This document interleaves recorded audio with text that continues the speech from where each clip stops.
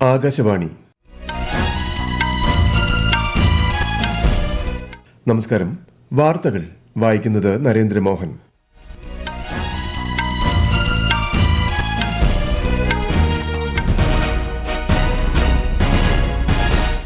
പ്രധാന വാർത്തകൾ. മഹാകുംഭമേളയോട് അനുബന്ധിച്ച് ഉത്തർപ്രദേശിലെ പ്രയാഗ്രാജിൽ 5500 കോടി രൂപയുടെ പദ്ധതികൾക്ക് പ്രധാനമന്ത്രി നരേന്ദ്രമോദി തുടക്കം കുറിച്ചു. ഇന്ത്യൻ ഭരണഘടന അംഗീകരിച്ചതിന്റെ 75ാം വാർഷികത്തോടനുബന്ധിച്ച് പ്രത്യേക ചർച്ചകൾക്ക് വേദിയായി ലോക്സഭ. ചർച്ചകൾക്ക് നാളെ പ്രധാനമന്ത്രി മറുപടി പറയും. കേരളത്തിന്റെ തെക്കൻ ജില്ലകളിൽ അതിശക്തമായ മഴയ്ക്ക് സാധ്യതയെന്ന് കേന്ദ്ര കാലാവസ്ഥാ വകുപ്പ്. തിരുവനന്തപുരം, കൊല്ലം, പത്തനംതിട്ട ജില്ലകളിൽ ഇന്ന് ഓറഞ്ച് ജാഗ്രത. 29ാമത് കേരള രാജ്യാന്തര ചലച്ചിത്രമേളയ്ക്ക് തിരുവനന്തപുരത്ത് തുടക്കമായി. മേള മുഖ്യമന്ത്രി പിണറായി വിജയൻ ഉദ്ഘാടനം ചെയ്തു. ബോർഡർ ഗാവസ്കർ ട്രോഫി ടെസ്റ്റ് ക്രിക്കറ്റിൽ ഇന്ത്യയും ഓസ്ട്രേലിയയും തമ്മിലുള്ള 3ാം മത്സരം നാളെ. ISL ഫുട്ബോളിൽ ഇന്ന് ജംഷഡ്പൂർ FC പഞ്ചാബ് FC പോരാട്ടം. വാർത്തകൾ വിശദമായി. മഹാകുംഭമേളയോട് അനുബന്ധിച്ച് ഉത്തർപ്രദേശിലെ പ്രയാഗ്രാജിൽ 5500 കോടി രൂപയുടെ പദ്ധതികൾക്ക് പ്രധാനമന്ത്രി നരേന്ദ്രമോദി തുടക്കം കുറിച്ചു. അടിസ്ഥാന സൌകര്യങ്ങൾ വർദ്ധിപ്പിക്കുന്നതിനും തടസ്സങ്ങളില്ലാത്ത കണക്ടിവിറ്റി ഉറപ്പാക്കുന്നതിനുമായി വിവിധ റെയിൽ റോഡ് വികസന പദ്ധതികൾക്കാണ് തുടക്കം കുറിച്ചത്. മഹാകുംഭമേള രാജ്യത്തെ മുന്നോട്ട് നയിക്കുന്ന ഐക്യത്തിന്റെയും സമത്വത്തിന്റെയും മഹായാഗമാണെന്ന് പ്രധാനമന്ത്രി നരേന്ദ്രമോദി പറഞ്ഞു. സംസ്കാരത്തിന്റെയും പൈതൃകത്തിന്റെയും പരിപോഷണത്തിനായി കേന്ദ്ര സർക്കാർ നിരന്തരം പ്രവർത്തിക്കുന്നുണ്ടെന്നും ശ്രീ മോദി വ്യക്തമാക്കി. ഗംഗാ നദിയിലേക്ക് മലിനജലം എത്തുന്നത് തടയുന്നതിനുള്ള പദ്ധതികളും പ്രധാനമന്ത്രി ഉദ്ഘാടനം ചെയ്തു. ഗംഗാ നദിയുടെ ശുദ്ധീകരണം സർക്കാരിന്റെ ലക്ഷ്യമാണെന്നും അദ്ദേഹം കൂട്ടിച്ചേർത്തു. महाकुंभ की तैयारियों के लिए नमामि गंगे कार्यक्रम को तेजी से आगे बढ़ाया गया है. प्रयागराज शहर के सैनिटेशन और वेस्ट मैनेजमेंट पर फोकस किया गया है. लोगों को जागरूक करने के लिए गंगा दूत, गंगा प्रहरी और गंगा मित्रों की नियुक्ति की गई है. इस बार 15,000 से ज्यादा मेरे सफाई कर्मी कुंभ की स्वच्छता को संभालने वाले. ഡിജിറ്റൽ മഹാകുംഭമേള പ്രോത്സാഹിപ്പിക്കുക എന്ന ലക്ഷ്യത്തോടെ കുംഭ് സഹായക് ചാറ്റ് ബോട്ട് പുറത്തിറക്കിയ പ്രധാനമന്ത്രി ഭരദ്വാജ് ആശ്രമം ഇടനാഴി ഉൾപ്പെടെ വിവിധ ക്ഷേത്ര ഇടനാഴികളുടെ ഉദ്ഘാടനവും നിർവഹിച്ചു. 2025 ജനുവരി 13 മുതൽ ഫെബ്രുവരി 26 വരെയാണ് ലോക പ്രശസ്തമായ മഹാകുംഭമേള നടക്കുന്നത്. ഭരണ പ്രതിപക്ഷ ബഹളത്തെ തുടർന്ന് രാജ്യസഭ ഇന്നത്തേക്ക് പിരിഞ്ഞു. സഭാധ്യക്ഷൻ ജഗ്ദീപ് ധൻഖറിനെതിരെ അവിശ്വാസ പ്രമേയം കൊണ്ടുവരാനുള്ള പ്രതിപക്ഷ നീക്കവുമായി ബന്ധപ്പെട്ട് രൂക്ഷമായ വാദപ്രതിവാദത്തിനാണ് രാജ്യസഭ വേദിയായത്.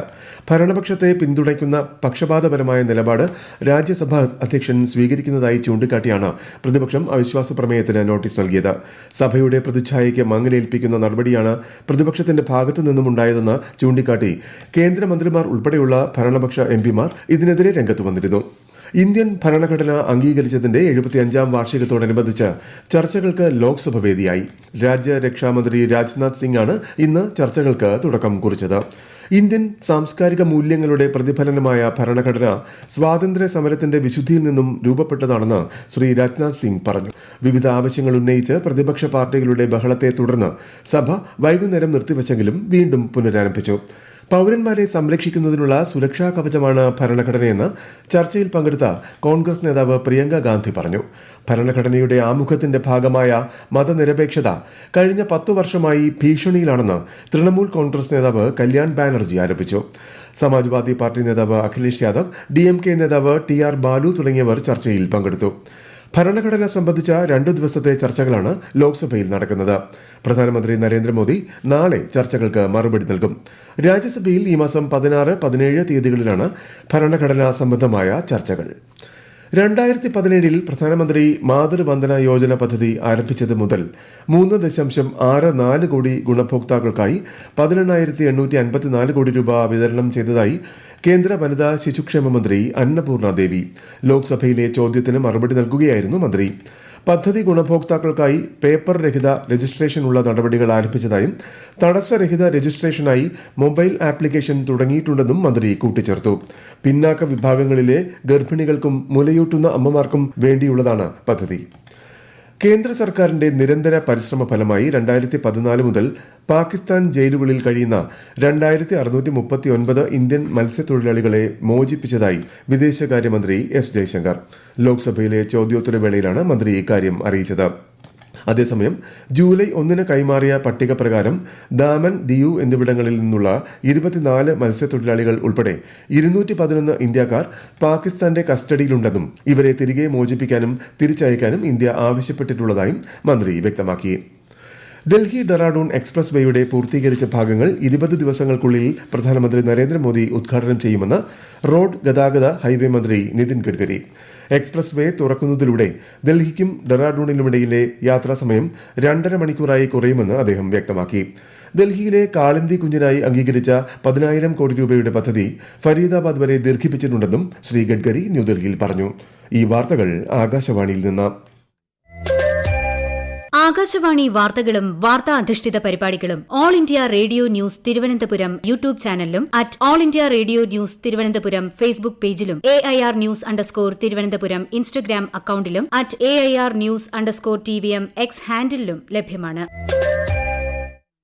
11ാമത് ലോക ചെസ് ചാമ്പ്യൻ പട്ടം ഇന്ത്യൻ താരം ഡി ഗുകേഷ് ഏറ്റുവാങ്ങി. സിംഗപ്പൂരിൽ ഇന്ന് നടന്ന സമാപന സമ്മേളനത്തിൽ ലോക ചാമ്പ്യൻ മെഡലും ട്രോഫിയും ലോക ചെസ് ഫെഡറേഷൻ പ്രസിഡന്റ് ആർക്കാഡി ദ്വർക്കോവിച്ചിൽ നിന്നുമാണ് ഗുകേഷ് ഏറ്റുവാങ്ങിയത്. ലോക ചെസ് ചാമ്പ്യൻ പട്ടം നേടുന്ന ഏറ്റവും പ്രായം കുറഞ്ഞ താരമാണ് ഗുകേഷ്. ലോക ചെസ് ചാമ്പ്യൻ സ്ഥാനത്തെത്തിയ ഡി ഗുകേഷിന്റെ ശ്രദ്ധേയമായ നേട്ടത്തിൽ അഭിനന്ദനവുമായി പാർലമെന്റ്. ഏറ്റവും പ്രായം കുറഞ്ഞ ലോക ചെസ് ചാമ്പ്യൻ എന്ന നേട്ടം സ്വന്തമാക്കിയ ഗുകേഷിന്റെ വിജയം 2036 ഒളിമ്പിക്സിനുള്ള രാജ്യത്തിന്റെ നിശ്ചയദാർഢ്യത്തിന് ശക്തി പകരുന്നതായി രാജ്യസഭാ ചെയർമാൻ ജഗ്ദീപ് ധൻകർ പറഞ്ഞു. With profound exhilaration, I share a magnificent milestone in Indian sporting history, setting a global benchmark. Our 18-year chess virtue, D. Gukesh, has blazed into immortality as the youngest world chess champion ever. This stellar conquest reverberates beyond the chessboard. It complements India's meteoric rise in every field on the global horizon. രാജ്യത്തെ യുവാക്കൾക്ക് ഗുകേഷിന്റെ നേട്ടം പ്രചോദനമാകുമെന്ന് Lok Sabha speaker ഓം ബിർളയും അഭിപ്രായപ്പെട്ടു. സംസ്ഥാനത്തിന്റെ തെക്കൻ ജില്ലകളിൽ അതിശക്തമായ മഴയ്ക്ക് സാധ്യതയെന്ന് കേന്ദ്ര കാലാവസ്ഥാ വകുപ്പ്. ഇന്ന് തിരുവനന്തപുരം, കൊല്ലം, പത്തനംതിട്ട ജില്ലകളിൽ ഓറഞ്ച് ജാഗ്രത പ്രഖ്യാപിച്ചു. 6 ജില്ലകളിൽ മഞ്ഞ ജാഗ്രതയും നൽകിയിട്ടുണ്ട്. കേരള, ലക്ഷദ്വീപ് തീരങ്ങളിൽ ഇന്ന് മത്സ്യബന്ധനത്തിന് വിലക്കേർപ്പെടുത്തി. 29ാമത് കേരള രാജ്യാന്തര ചലച്ചിത്രമേളയ്ക്ക് തിരുവനന്തപുരത്ത് തിരിതെളിഞ്ഞു. മുഖ്യമന്ത്രി പിണറായി വിജയൻ മേളയുടെ ഉദ്ഘാടനം നിർവഹിച്ചു. ചലച്ചിത്ര പ്രതിഭ ഷബാന ആസ്മി മുഖ്യാതിഥിയായ ചടങ്ങിൽ ഹോങ്കോങ്ങിൽ നിന്നുള്ള സംവിധായിക ആൻ ഹുയി മുഖ്യമന്ത്രിയിൽ നിന്നും ലൈഫ് ടൈം അച്ചീവ്മെന്റ് പുരസ്കാരം ഏറ്റുവാങ്ങി. ചടങ്ങിനു ശേഷം ഉദ്ഘാടന ചിത്രമായ ഐ ആം സ്റ്റിൽ ഹിയർ പ്രദർശിപ്പിക്കും. ഈ മാസം 20 വരെ മുഖ്യവേദിയായ ടാഗോർ ഉൾപ്പെടെ 15 തിയേറ്ററുകളിലായി നടക്കുന്ന മേളയിൽ 68 രാജ്യങ്ങളിൽ നിന്നുള്ള 177 സിനിമകളാണ് പ്രദർശിപ്പിക്കുന്നത്. ബോർഡർ ഗാവസ്കർ ട്രോഫി ടെസ്റ്റ് ക്രിക്കറ്റിൽ ഇന്ത്യയും ഓസ്ട്രേലിയയും തമ്മിലുള്ള 3ാം മത്സരം നാളെ ആരംഭിക്കും. ബ്രിസ്ബെയിൻ ക്രിക്കറ്റ് ഗ്രൗണ്ടിൽ ഇന്ത്യൻ സമയം രാവിലെ 5:50 മത്സരം. ഇരു ടീമുകളും പരമ്പരയിലെ ഓരോ മത്സരങ്ങൾ വീതം വിജയിച്ചിട്ടുണ്ട്.